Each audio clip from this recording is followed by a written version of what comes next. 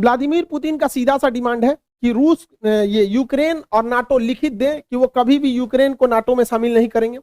रूस का दूसरा डिमांड है कि जो एस्टोनिया, लातविया, लिथुआनिया जो एकदम इसकी राजधानी के पास नाटो सेना आके बैठी हुई है, इन्हें वापस विड्रॉल करें। अमेरिका ने यूरोप में जो परमाणु बम रखे हैं इसे वापस ले जाए। ये व्लादिमीर पुतिन का है। हालांकि पुतिन का आंतरिक विरोध भी हो रहा है देश में, लेकिन इसे दबाने के लिए पुतिन काफी बेहतरीन ढंग से वेल ट्रेंड है। पुतिन का पूरा प्लान क्या है, वो यूक्रेन को इस एरिया से काट देंगे। इस एरिया से काट दिए, वो ऑलरेडी काट चुके हैं, इसमें तो कुछ सोचना ही नहीं। क्रीमिया में वही काट चुके हैं। अब ये है एक देश है जिसका नाम है मोल्डोवा। व्लादिमीर पुतिन क्या किए, बहुत पहले से प्लानिंग के तहत मोल्डोवा के इस क्षेत्र को विद्रोहियों द्वारा आजाद करा दिए हैं। इधर विद्रोही क्षेत्र है, ट्रांसनिस्ट्रिया नामक इस देश को बना दिए हैं यहाँ पर। अब उनका फुल प्लान है कि यहां से यहां ये एरिया को काट देंगे यूक्रेन का, जिससे यूक्रेन धीरे धीरे एक लैंड लॉक कंट्री हो जाएगा और ये पूरी तरह से लैंड लॉक हो जाएगा। नीचे से कोई मतलब ही नहीं बनेगा यहाँ पे, ताकि इसकी नौसेना इधर, अक्सर नाटो की नौसेना इधर आ जाती थी। अब इनको खामियाजा भुगतना पड़ेगा। क्यू में उसकी सेना घुस चुकी है, रूस की सेना चारों ओर से घुस चुकी है। अब ये वेट एंड वॉच करेंगे लोग, जल्दी से जल्दी जोनेस्की जो है वहां पे वो सरेंडर कर दे। और रूस की सेना बहुत शक्तिशाली है, कई देश मदद के लिए आए हैं, लेकिन इससे बहुत कुछ नहीं हो पाएगा। लेकिन रूस के लिए भी है, जितने देर होगा युद्ध में उतने रूस के लिए समस्याएं बढ़ेंगी, उसके ऊपर सैंक्शन जो है वो और ज्यादा लगते जाएंगे। भारत पे भी इसका असर पड़ेगा, जो गैस है उसके रेट बढ़ेंगे, पेट्रोलियम फिर 110-105 के पास चला जाएगा क्योंकि वो ऑलरेडी बढ़ने वाले हैं। जो सनफ्लावर जिससे रिफाइंड तेल वगैरह बनाए जाते थे वो 80% आता था यूक्रेन से, यूक्रेन युद्ध में फंस चुका है, अब वो नहीं आएंगे। फिर से सरसों का तेल 200 से 250 रुपए लीटर के राउंड द फिगर जाने वाला है। दवाइयां यूक्रेन के लोगों को महंगा पड़ेगा क्योंकि भारत उन लोगों को दवाइयां बेचता था। गेहूं के लिए एक चीज का प्रॉफिट यही है कि यूक्रेन और रूस दोनों गेहूं के बहुत बड़े उत्पादक है। यूक्रेन के पास गेहूं का बहुत बड़ा भंडार था। यूक्रेन में एक घास का मैदान है जिसे कहते हैं स्टेपी, उसे bread basket of the world कहते हैं कि दुनिया में वो गेहूं वहां बहुत ज्यादा मात्रा में उत्पादित होता है। तो गेहूं का इन लोग के पास प्रोडक्शन गिरेगा, जिस वजह से गेहूं के रेट बढ़ेंगे। तो भारत उन गेहूं को विदेश में बेच सकता है और इस तत्कालिक समय के लिए फायदा कमा सकता है। ये भारत के लिए एक मौका है, वो भी हाथ से मत चला जाए, दिक्कत हो जाएगा। हालांकि रूस इसके लिए पहले से तैयार बैठा है। उसने अपनी अर्थव्यवस्था को बजट में जो पारित किया था उसको स्टेबल रखने की कोशिश किया। वहां पर्याप्त मात्रा में विदेशी भंडार रखे गए हैं, वो सोने का प्रचुर भंडार रख चुका है। अमेरिका ने उसके ऊपर सबसे खतरनाक प्रतिबंध लगाया है, स्विफ्ट बैन लगा दिया। देखिए, दो तरह के बैंकिंग में कोड होते हैं। अगर आप देश के अंदर ही पैसा भेजना चाहते हैं तो आपको आईएफएससी कोड लगते हैं। आप अगर ध्यान देखे होंगे, बैंक में कभी भी पैसा ट्रांसफर किए होंगे तो आईएफएससी कोड लगा होगा। अगर आपको आईएफएससी कोड नहीं पता है, बैंक से ट्रांसफर पैसा नहीं होगा।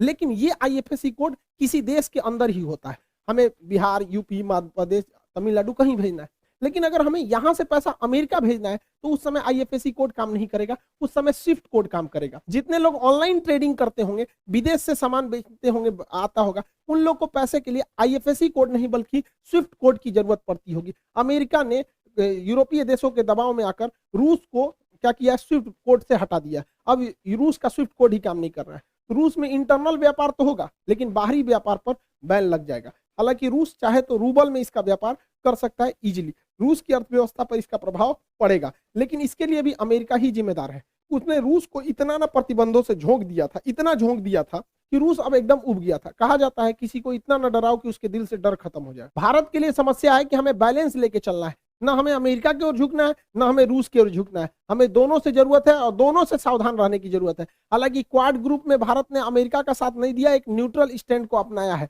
यूएनओ में भी भारत ने एब्सटेन करके, मत ना डाल के, वो भी एक तरह का न्यूट्रल स्टैंड को अपनाया है। G20 में भी भारत बहुत कुछ नहीं कहने वाला है रूस के खिलाफ।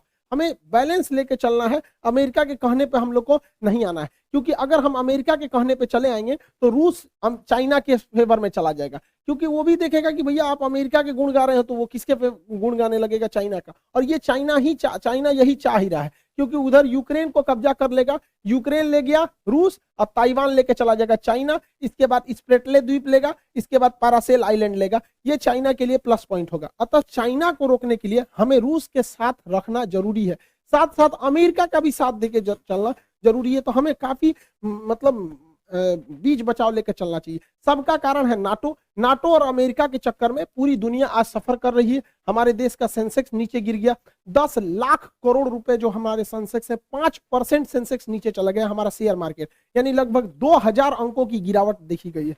जिसे वैल्यू में कहेंगे तो 10 लाख करोड़ का। ये नाटो इन लोग के चक्कर में, ये आपस में, जब तक दुनिया में ये दोनों देश हैं अमेरिका और रूस, हमेशा गोलियां चलती रहेंगी। अरे वही छोटका ससुरा चाइना, ये पूरी दुनिया में गोलियां चलवाते रहेंगे।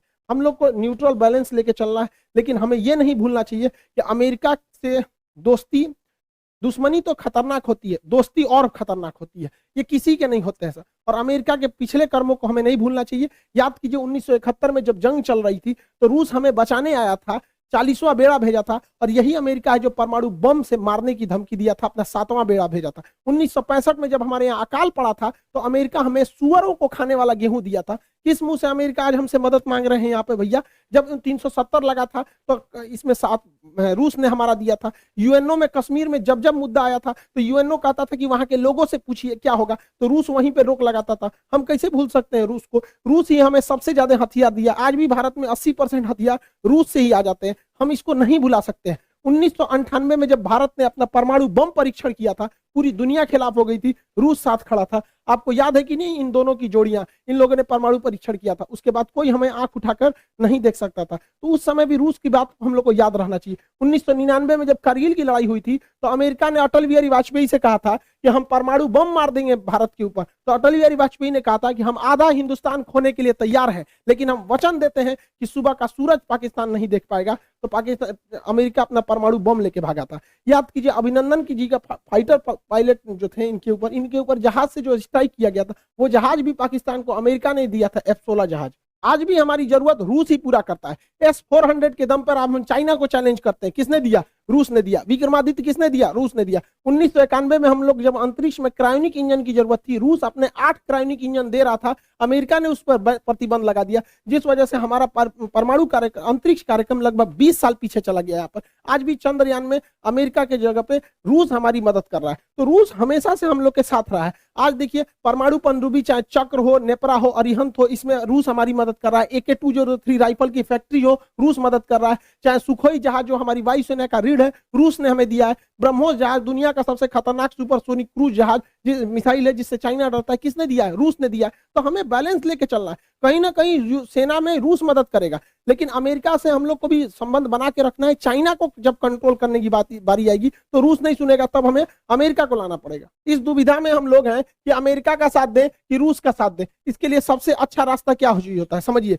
मान के चलिए हमारे 2 बहुत करीबी आदमी हैं, उन दोनों का बियाह पड़ गया, तू कह रहा है कि हमरे बियाह में आना, तू कह रहा है हमरे बियाह में जाएगा, तो भैया हम एक में जाएंगे तो दूसरा से संबंध खराब हो जाएगा। एक काम करते हैं, कोई दिन हम अपने बियाह कर लेते हैं, बातें खत्म हो जाएगा। भैया हम अपने बियाह में बिजी थे। इसी वजह से सबसे अच्छा तरीका है, ना हम रूस के फेवर में जाएंगे और ना ही हम अमेरिका के फेवर में जाएंगे। सबसे अच्छा तरीका है मोदी जी को अपनी सेना को बोलिए कि गलवान घाटी में 2 किलोमीटर आगे घुस जाए। गलवान घाटी में जैसे 2 किलोमीटर आगे घुसेगी, लड़ाई तो करना नहीं है, उलझा के रखना है। 2 किलोमीटर जहां आगे घुसेगी उधर से चाइना वाले घुस जाएंगे, फिर वैसे ही स्टैंड ऑफ हो जाएगा।